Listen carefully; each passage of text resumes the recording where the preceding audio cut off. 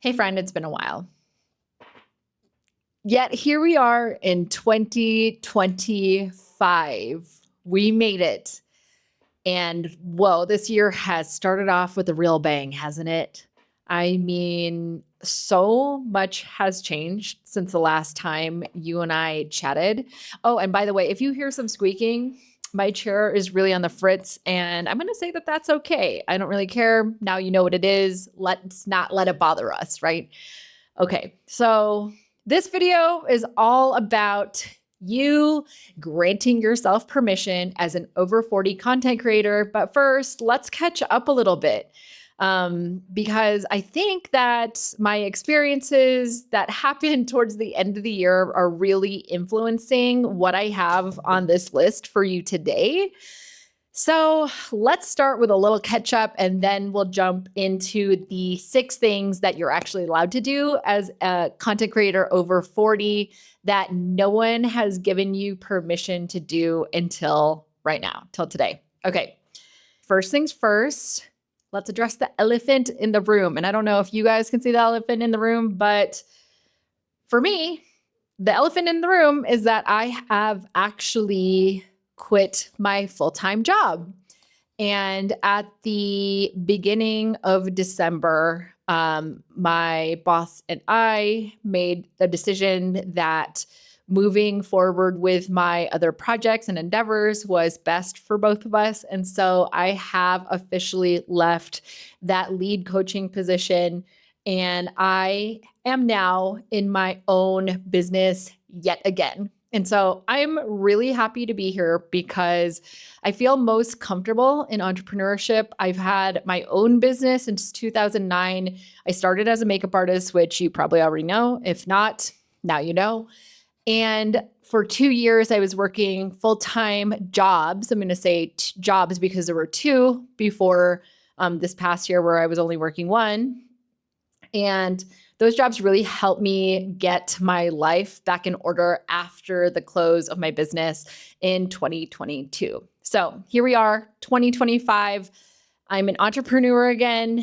I am here to make content, and I'm here to make content in a little bit different of a way than I was making it towards the end of last year. So stick around for the ride if this is something that you're curious about.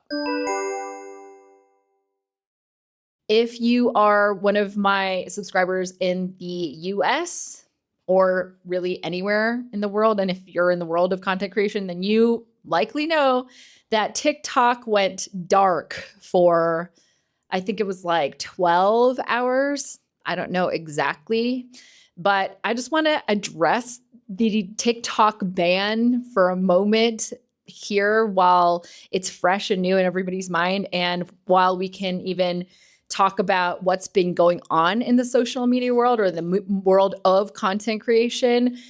During that TikTok ban, another app called the Little Red Book actually popped up, otherwise known as Red Note or Xiaohongshu, which is an app that comes out of China.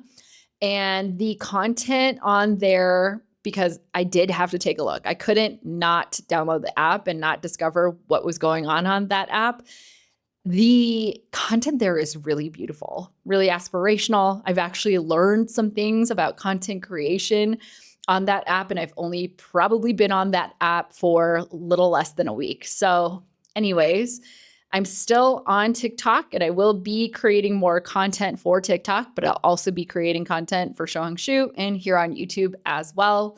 If you and I have not met until today, I'm Jen, I'm 41 years old, and I am a content creator and a video and brand strategist here on YouTube.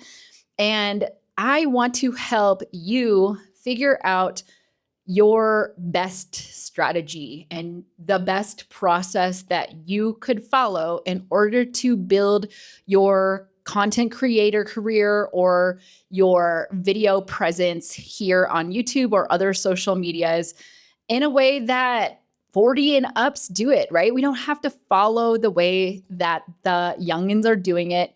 I know there's a lot of content out there telling us we have to post 3 to 5 times a day or 8 times a day if we want to grow. And I'm here to tell you that is just simply not true. Depending on what you want to grow, yes, more content can be better.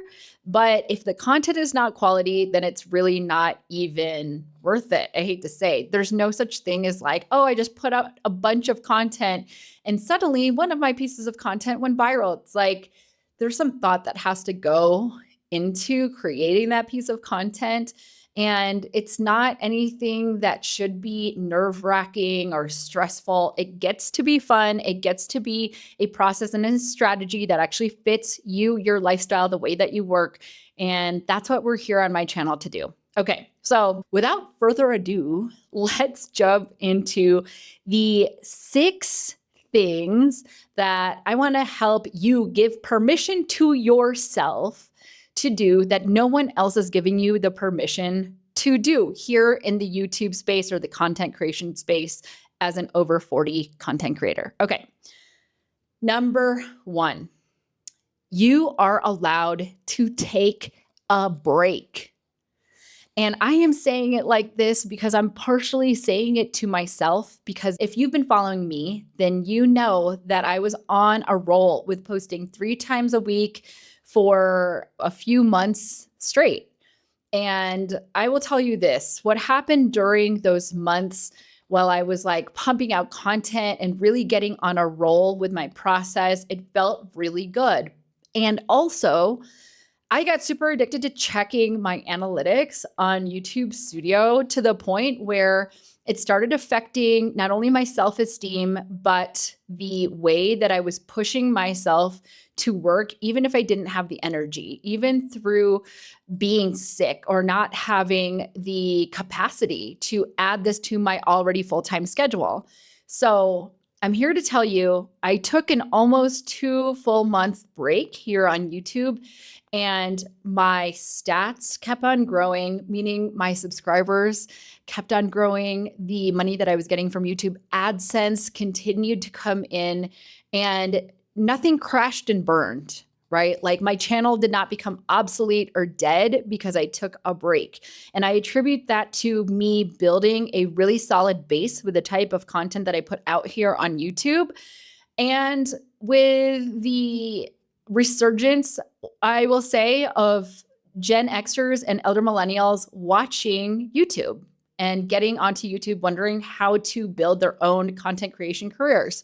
So that being said, first, right, you want to build up that process. You want to figure out that strategy that actually works for you. And then when you build a good base, a solid base of quality content, you can take a break, and you don't have to push out 3 to 5 pieces of content every single day for that break to be deserved. You deserve to take a break. If you say you make 4 pieces of content in 1 week and you feel exhausted, take a little break. Then you know, oh, that cadence of production is actually not right for me, right? Like this is something that I have discovered. Even though now I don't have my full-time job, I have reopened and started my business over again, completely different business. I still don't have all the time in the world to be just creating tons and tons and tons of content, right? It does take time, especially if you want your content to be of quality, and that's what you do want. So with those caveats in mind, do not pressure yourself into pushing out content that goes against your own energy. Meaning if you start to really grow your subscriber base and you start to become successful because the cadence that you're working at is high volume, and then you see like this is the way that you're gaining success, what your mind is going to end up doing is making you want to continue succeeding in that way. And this leads to burnout. And I was so worried about getting burnt out with this YouTube production strategy process, content creation process that I was doing end of last year. I was so afraid that I was going to burn out and never come back to the platform that I had to give myself a break. So there you go. Remember, you're allowed to take a break. It's not going to ruin anything, not your channel, not your career. It's not going to ruin anything. Okay. Number 2, you're allowed to change your niche. I'm going to say it. You're allowed to change your niche. Okay. And the reason why I'm saying this is because we have this idea of like, if I find success with a specific niche, then I have to continue on with that niche. Otherwise, my channel will die, my subscribers will stop watching, et cetera, et cetera, et cetera.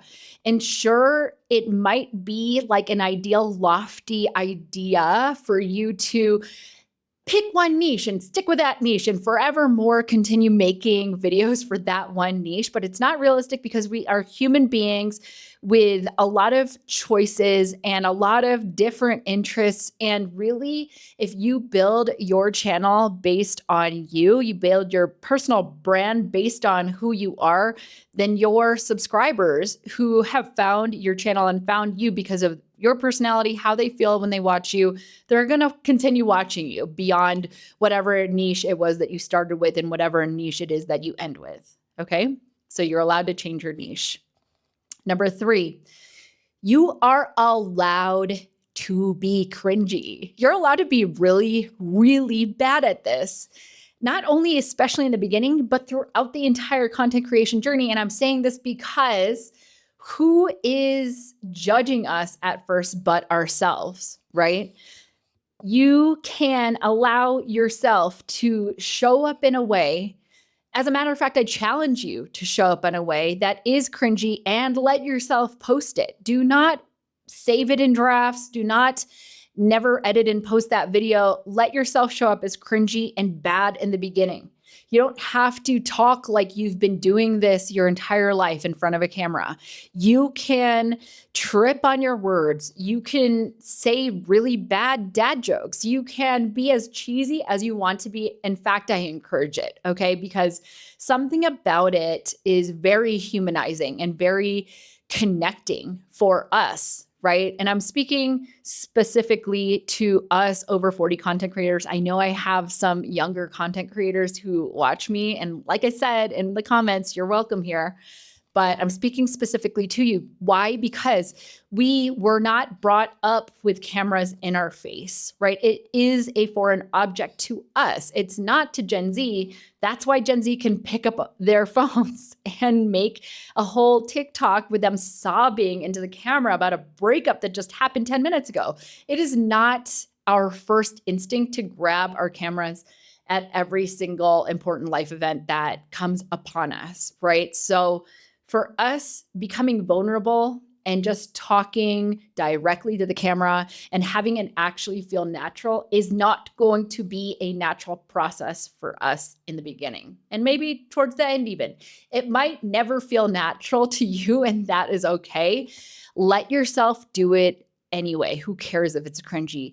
Starting the ball rolling, actually doing the thing and posting those cringy videos that you feel embarrassed of is part of the process, and you will be able to watch your own growth process through it if you let yourself post those videos. So please let yourself be cringy, let yourself be bad at this. Number 4, you are allowed to not build a storyboard, a content calendar, any sort of like elaborate content plan. You're allowed to not build any of it, and you're allowed to build it all and not use any of it. Why am I saying this to you? Whoa, I am spitting all over my stuff. I'm really excited. Okay. So I had a client last week or the week before, and she is one of my ADHD video strategy clients, which I love working with us ADHDers. You know. Anyways, so she had built out this beautiful content plan, so gorgeous on Notion, and it was color coded and it was categorized perfectly. And I was like, wow, you could really sell this. She could sell the template for it. And the problem that she was having was that she wasn't actually using it. She built it all out. She filled it all in, and she found that her plan to post, I think it's 2 videos a week, was working outside of her actually following this plan, this Notion plan that she had built. And so with that comes some guilt, right? We think that we need to use our organizational systems that we set up for ourselves. But I will say this, as somebody with ADHD, building something like that sometimes to me just feels good because I get to see all of my ideas laid out on paper or on the screen. You know what I mean? And I just needed to get all of it out of my head. It takes all the heaviness off of my shoulders because I'm trying to remember all of these ideas. And sometimes I look at something like that and I'm like, I don't want to do any of that. I want to do this instead. So, moral of the story is if the end result that you are wanting is to just post content, get content posted, grow your channel, get monetized, this type of plan, a storyboard, a content calendar, none of it is necessary. Okay. None of that is necessary. And if you build it and don't use it, cool. Let yourself just keep it there for whatever reason you want it there. Maybe it feels good to see the organization. And if you don't follow the plan, who cares? Right? Who cares? It might have been part of the process that you needed to get to the point where you're actually posting your content. Great. If it's not used exactly or directly for the function that you thought it was going to be used for, then also great. Just as long as you start putting your content out there and you start slowly improving along the way. All right. Now, number 5. This is also along the lines of any of you who might be ADHD or over planners. Okay. You are allowed, and this was an epiphany I had for myself. You're allowed to do everything at the last minute. What do I mean by this? What do I mean by you're allowed to do everything at the last minute? I have these big pieces of paper with a bunch of Post-it notes and like categories and organization stuck on my closet door to the right of me. Okay. I have tried since I started working to put pieces of a process on my calendar. In other words, like I've tried time blocking, like giving myself a block of time, like 3 hours or whatever, or 2 hours to do a specific task that would then potentially put me ahead of myself when it comes to completing certain projects in their entirety. And I even hired somebody in the past to do my blocking for me, my schedule blocking for me. I have had coaches who have tried to give me different processes so that I could do little pieces of the projects and not rush at the very last minute to get something done. And guess what? It has never, ever worked for me. No matter how much I've wished for something like this to work for me, meaning like, on Monday, I film. On Tuesday, I edit. On Thursday, I rewatch and re-edit. On Friday is when I post. Like I wish something like that, and I do something on Monday at 2:00 and do something on Tuesday at 10 a.m. or whatever it might be. Like I wish a system like that could work for me, but it just really doesn't. And I had to be really honest with myself and give myself the permission to really just do it my way because my way is actually working. So who cares? If my way is working for me, then who cares?